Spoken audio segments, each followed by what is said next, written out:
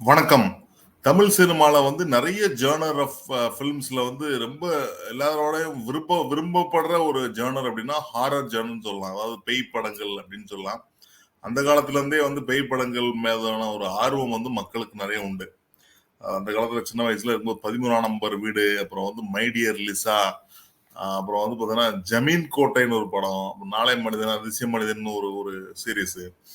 அப்புறம் வந்து பார்த்தீங்கன்னா, பிரசாந்த் வந்து ஷாக்ன்னு ஒரு படம் எடுத்தாரு. அப்புறம் வந்து சமீப காலங்கள்ல பார்த்தீங்கன்னா, பீஸாவா இருக்கட்டும், மாயாவா இருக்கட்டும், அவள், லிஃப்ட் போன்ற படங்கள் வந்து மிகப்பெரிய அளவுல வரவேற்பு பெற்றதுன்னு சொல்லலாம். இதுல குறிப்பா வந்து பார்த்தீங்கன்னா, இந்த பிரான்சைசின்னு சொல்ற அளவுக்கு இந்த டிடி ரிட்டர்ன்ஸா இருக்கட்டும், இல்ல அரண்மனையா இருக்கட்டும், இல்ல காஞ்சனா சீரிஸா இருக்கட்டும், இதெல்லாம் வந்து மக்கள் மனசுல காமெடியும், பேயும் கலந்த ஒரு ஒரு ஜானரா வந்து பயங்கர ஹிட் ஆச்சு.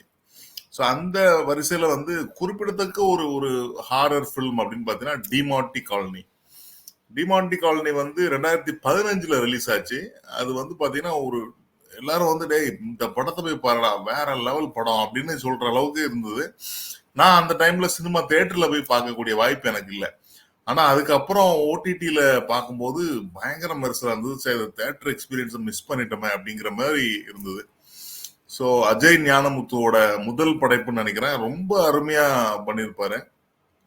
ஸோ அதோட அடுத்த பாகமான டிமான்டி காலனி 2 பத்தி தான் அந்த விமர்சனத்துல பார்க்க போறோம். ஸோ இந்த படத்தோட மெயின் பாசிட்டிவ் என்னன்னு பாத்தீங்கன்னா, டைரக்டர் திரு அஜய் ராஜ் ஞானரத்னம்னு சொல்லலாம். ஞானர முத்து அப்படின்னு சொல்லலாம். ஸோ அவர் வந்து என்னன்னு பாத்தீங்கன்னா, அந்த ஃபர்ஸ்ட் படம் வந்து டிமான்டி காலனி எடுக்கிறாரு. அதுக்கப்புறம் இமைக்கா நொடிகள்னு அதுவும் ஒரு அருமையான ஒரு த்ரில்லர் ஜானர்ல. ஸோ அதுக்கப்புறம் வந்து பார்த்தீங்கன்னா, கோப்ரான்னு ஒரு படம் வந்தது. அதெல்லாம் நான் ஃபர்ஸ்ட் ஷோ போய் பார்த்தேன். அவருக்காண்டி போய் பார்க்கணும், விக்ரம் காண்டி அப்படின்னு சொல்லி. அது பெரிய ஒரு டிசாஸ்டரா இருந்தது அந்த படம். பயங்கர ஃப்ளாப்பு. ஸோ அதுக்கப்புறம் இந்த படத்த திருப்பியும் டிமான்டி காலனி 2 எடுக்கும்போது, எதிர்பார்ப்பு இருந்தது. 2வது ஒரு தோல்விக்கு அப்புறம் வராரு எப்படி இருக்குமோ அப்படிங்கிற இது இருந்தது. ஆனா வந்து பார்த்தீங்கன்னா, ரொம்ப சிறப்பா வந்து பண்ணியிருக்காருன்னு சொல்லணும். குறிப்பா வந்து இவரோட வெற்றி எதுல இருக்கு அப்படின்னு பார்த்தீங்கன்னா, அந்த டிமான்டி காலனி பார்ட் 1க்கும் இந்த 2க்கும் உள்ள அந்த அந்த பிணைப்பு இருக்கு பாருங்களேன். அது வந்து ரொம்ப தெளிவா பிணைக்கப்பட்டிருந்தது. அது வந்து உண்மையிலேயே வந்து செம்மையா ஒர்க் அவுட் ஆயிருக்கு ஸ்கிரீன்ல அப்படின்னு சொல்லணும். அது மட்டும் இல்லாம 1க்கும் 2க்கும் எப்படி பிணைப்போ அதே மாதிரி 2க்கும் இந்த படத்துக்கும் அடுத்து வர போற ஒரு பார்ட்டுக்கும் அருமையான ஒரு லீடும் கொடுத்து இந்த படத்தை வந்து ரொம்ப சிறப்பா பண்ணியிருக்காருன்னு சொல்லலாம். ஸோ வந்து இனிஷியலா ஸ்டார்டிங்ல வந்து கொஞ்சம் ஸ்லோ பேஸா அப்படி போற அந்த திரைக்கதை வந்து இன்டர்வலுக்கு கொஞ்சம் முன்னாடி ஒரு ஹாஃப் அன் ஹவருக்கு முன்னாடி பயங்கர ஜெட் வேகத்துல போய் இன்டர்வல் முடிஞ்சு அதுக்கப்புறம் வந்து நீங்க எட்ஜ் ஆஃப் த சீட்ல தான் ஃபுல்லா இருப்பீங்க. அந்த அளவுக்கு ஒரு அருமையான ஒரு ஸ்கிரீன் பிளேவை அந்த படத்துல கொடுத்துருக்காங்க. பொதுவா வந்து பேய் படம் அப்படிங்கறதுனாலே வந்து பாத்தீங்கன்னா சாமியார் வந்து மந்திரம் பண்ணுவாரு பழைய காலத்து படங்கள் எல்லாம். அதுக்கப்புறம் பாத்தீங்கன்னா ஹாலிவுட் ஃபிலிம்ஸ் எல்லாம் அந்த கிராஸ் வச்சு சிலுவையை வச்சு எல்லாம் பண்ணுவாங்க. அது தமிழ் படங்கள்ல நிறைய படங்கள்ல வந்திருக்கு. காஞ்சனா போன்ற படங்கள்ல வந்து அஹ், இவங்க வந்து மசூதியில இருந்து முஸ்லிம்ஸ் வந்து பண்ற மாதிரி காமிச்சிருப்பாங்க. சோ இந்த படத்துல கொஞ்சம் வித்தியாசமா வந்து பாத்தீங்கன்னா புத்த பிச்சுக்கள், அதாவது புத்திஸ்ட் வந்து அது பண்ற மாதிரி இருந்தது. கொஞ்சம் டிஃப்ரெண்டா இருந்தது. அது அந்த சைனீஸ் இதுல வந்து அவங்க ஆனா நீட்டா அவங்க தமிழ்ல பேசுற மாதிரி தான் வச்சிருக்காங்க. ரொம்ப சூப்பரா இருந்தது அதுன்னு சொல்லலாம். அதே மாதிரி குறிப்பா வந்து இந்த லைப்ரரி சீன்ஸ் அந்த டிடெக்டிவ் பண்ற விஷயங்கள்லாம் வந்து பரபரப்பா இருந்ததுன்னு சொல்லலாம். அந்த டீட்டெயிலிங் வந்து ரொம்ப அற்புதமா பண்ணியிருந்தாங்க அந்த ஒவ்வொரு டீட்டெயிலும். அது குறிப்பா நான் சொன்ன மாதிரி எட்ஜ் ஆஃப் த சீட்ல இருக்கிறத வந்து என்ஷூர் பண்ணாங்க அப்படின்னு சொல்லலாம். அந்த அளவுக்கு வந்து ரொம்ப சூப்பரான ஒரு screen play. Hats off to Ajay Gnanamuthu. அடுத்த பாசிட்டிவ் என்ன அப்படின்னு பாத்தீங்கன்னா, நடிகர் திரு அருள்நிதி. அருள்நிதிக்கு வந்து பாத்தீங்கன்னா ஒரு பவர்ஃபுல்லான ஒரு ஐஸ் உண்டு. பிசிக்கல் பிரசன்ஸ் ரெண்டுமே வந்து அவரோட ஒரு பெரிய ஒரு அட்வான்டேஜ் சொல்லலாம். அதை வந்து மிகச்சிற ஒரு பெர்ஃபார்மர் அப்படின்னு சொல்லலாம். குறிப்பா வந்து இந்த படத்துல வந்து ரொம்ப பயங்கர பரபரப்பா போயிட்டு இருக்கு, அந்த டென்ஷனா போயிட்டு இருக்கும்போது அவர் அடிக்கிற கமெண்ட்ஸ்லாம் வந்து காமெடியை ஏற்படுத்துதுன்னு சொல்லலாம். இந்த படத்துல வந்து டியூவல் ரோல்ல வராரு. ரெண்டு வேரியேஷன் இருந்தது ரெண்டுக்குமே. அது ஒரு அம்மாஞ்சி மாதிரி இருக்கு. இது வந்து கொஞ்சம் ஸ்டைலிஷான ஒரு ஒரு பிசினஸ் பர்சனாலிட்டி மாதிரி ரொம்ப சூப்பரா பண்ணியிருந்தாரு. ஸோ இந்த படம் கண்டிப்பா அவருக்கு அடுத்த, ஏன்னா அவரு தேர்ந்தெடுக்கிற படங்களோட கதைகள் எல்லாமே வந்து வித்தியாசமா இருக்கும். அதை இந்த தடவையும் ப்ரூவ் பண்ணியிருக்காருன்னு சொல்லலாம். ரெண்டாவது இது ஒரு பிரான்ச்சைசி தான் இருந்தாலும் அதையும் ப்ரூவ் பண்ணியிருக்காரு.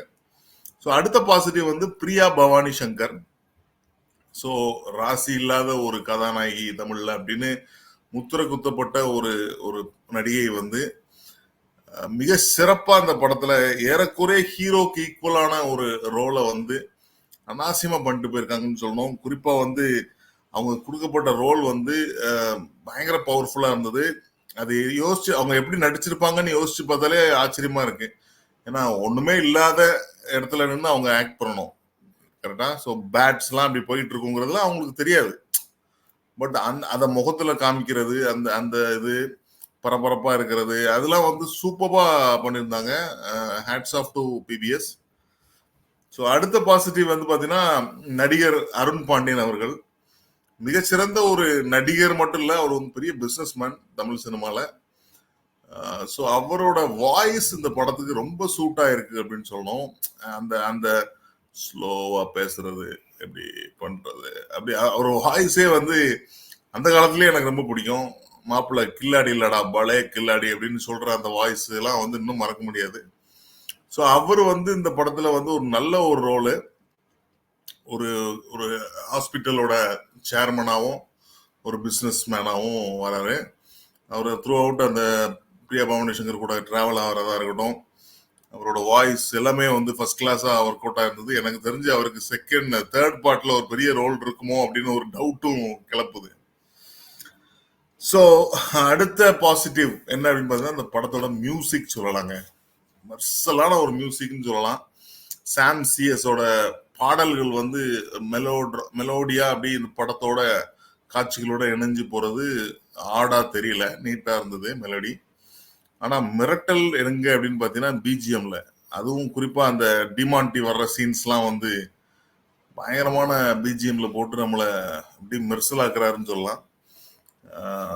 ரொம்ப நல்லா இருந்தது. இந்த டிமாண்டி காலனியோட சக்சஸ்க்கு சாம் சிஎஸோட பங்கு ரொம்ப முக்கியமானதுன்னு சொல்லலாம். அடுத்த பாசிட்டிவ் இந்த படத்தோட நியூ ப்ரொடியூசர்ஸ். ஏன்னா இதே மாதிரி ஒரு படம் வந்து பிரான்ச்சைசி படம், அந்த படத்தோட ப்ரொடியூசர்ஸ் வந்து புதுசா வந்திருக்காங்க தமிழ் சினிமாக்கு அப்படிங்கிறது ரொம்ப ஆச்சரியமானது மட்டும் இல்லாம ஒரு ஒரு வரவேற்கத்தக்க ஒரு விஷயமா இருக்கு.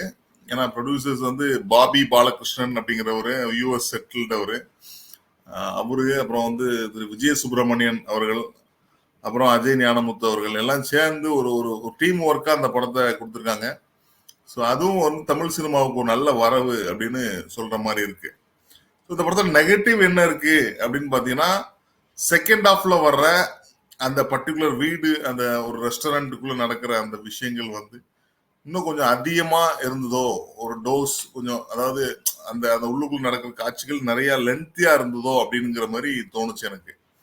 ஸோ மற்றபடி வேற எந்த இதுவும் நம்ம சொல்ல முடியாது. ஓவரால் வந்து பாத்தீங்கன்னா டிமாண்டி காலனி 2 வந்து பாத்தீங்கன்னா என்னன்னா அசையாமல் அமர வைத்து அடுத்த அத்தியாயத்துக்கு ஆன ஆசையை தூண்டுகிறது அப்படின்னு நம்ம சொல்லலாம். ஸோ மிக சிறப்பான ஒரு படமா அமைஞ்சிருக்கு இந்த படம். ரொம்ப நாளைக்கு அப்புறம் மக்கள் வந்து அசையாம தியேட்டர்ல உட்கார்ந்ததை நம்ம பார்த்தோம். அந்த அளவுக்கு வந்து ஒரு ஒரு எட்ஜ் த்ரில்லர் அப்படின்னு சொல்லலாம். நன்றி, வணக்கம்.